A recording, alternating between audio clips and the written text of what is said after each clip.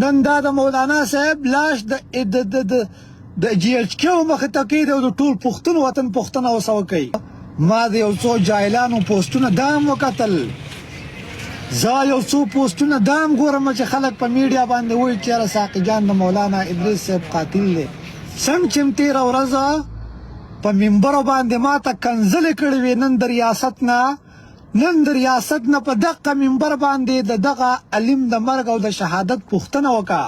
سلامونه ټولو لرو برو پښتنو ته، انا لله و انا الیه راجعون. مولانا ادریس صاحب شهید شو.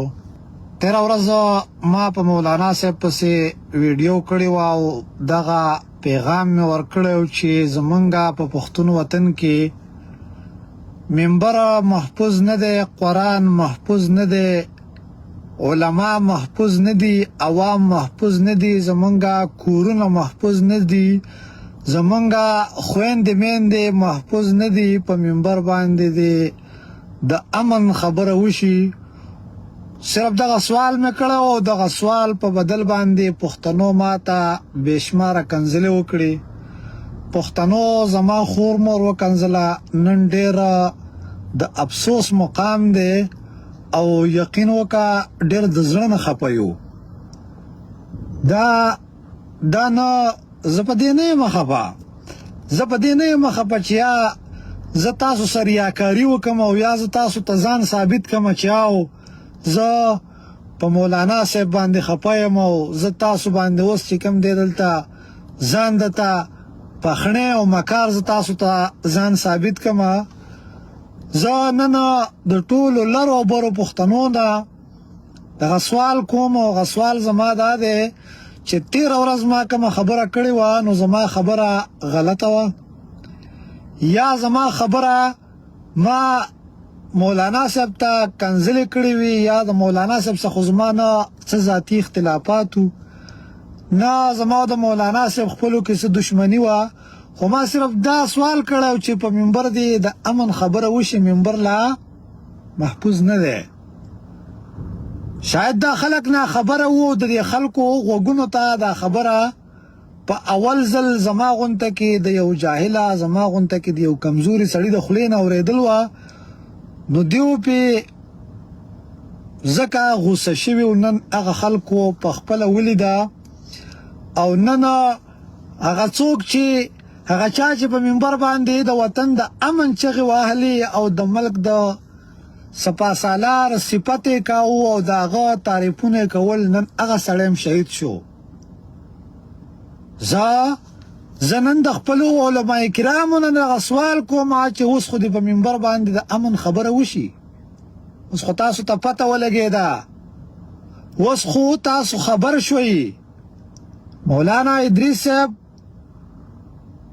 د څومره علماو سربراهو هغه نه د هغه څومره شاګردانو د هغه څومره خلکو نن پکار ده چې په هر منبر باندې د مولانا ادریس صاحب خبره وشي، نن پکار ده چې په هر منبر باندې د پښتون وطن د امن خبره وشي، نن پکار ده چې په منبر باندې د هغه تورسرو او د هغه برو پښتنو خبره وشي.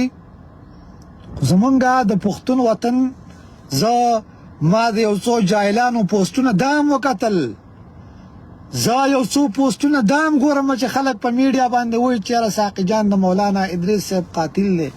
ساقي جان د ځانه مچ نشي شړلی. اوس د خپله پراپیګنډا په ساقي جان باندې مه سړوئ.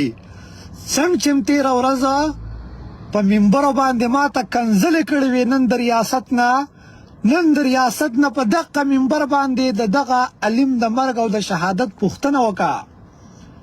نن په ځان کې جرأت پیدا کا، نن په ځان کې پښتو پیدا کا چې نن هم ته حق او سچه وینا ونه کړې، د دې نه پس به ته حق سچه وینا کې. نن تا وکاته چې په پښتون وطن کې یو سړی محفوظ نه دی، هغه سړی چې تاسو ته یې سهار او ماښام د قرآن درسونه درکول، نن تاسو په خپلو سترګو باندې ولیده چې سړی ستاسو په منځ کې نشته. نن بیا په ځان کې غیرت او په ځان کې جرأت را پیدا کوي. ما داسې خلک ولیدل چې هغه نن جاړي بې غیرته سړی، جاړي کمزوری سړی، تاسو د دومره علم سه ولې تاسو کمزوري یئ؟ دومره د الله تعالی د لارې نه خبر خلک ولې نن کمزوري دي؟ نن تاسو ته پته ده چې دلته کفر غالب دی، تاسو ته نن پته ده چې دلته کفر غالب دی، دلته اسلام محفوظ نه دی. نن هم به ته خاموش یې، ته به نن د امن خبره نه کوې. زما خبرې به تاسو باندې بدې لګي، زما خبرې به تاسو باندې بدې لګي. زه خو ستاسو دشمن یم.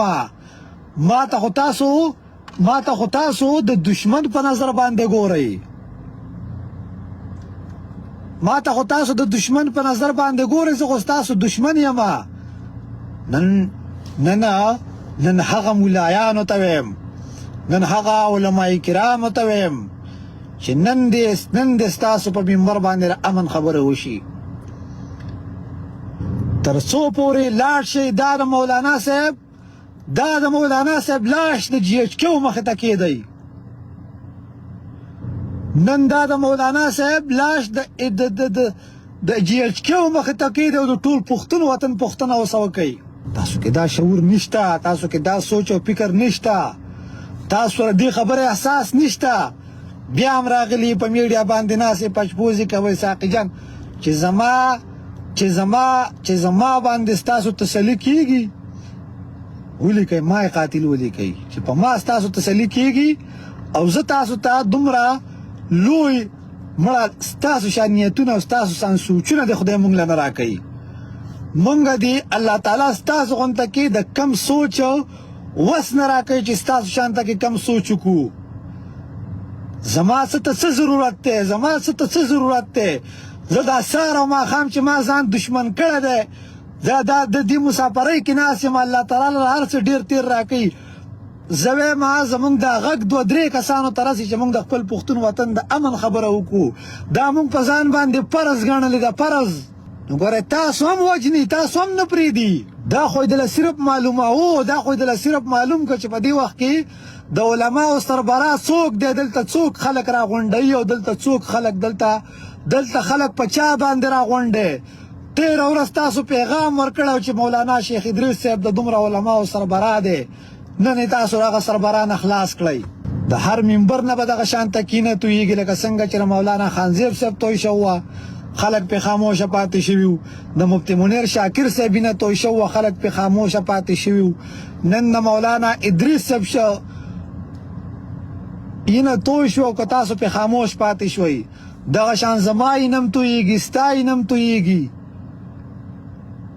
په دې وطن کې یو سړی محفوظ نه دی، په دې وطن کې یو سړی محفوظ نه دی، نه محفوظېږئ. دا نن تاسو څه موقع ده، تاسو الله تعالی نن رایخ کړئ. که د دې نه پس هم تاسو خاموشه پاتې شوئ، دا د مولانا صاحب مرګ تاسو په پراپیګنډو خوا دې خوا که سبا به تاسو دقه شانته کې یو وجلی کېږئ.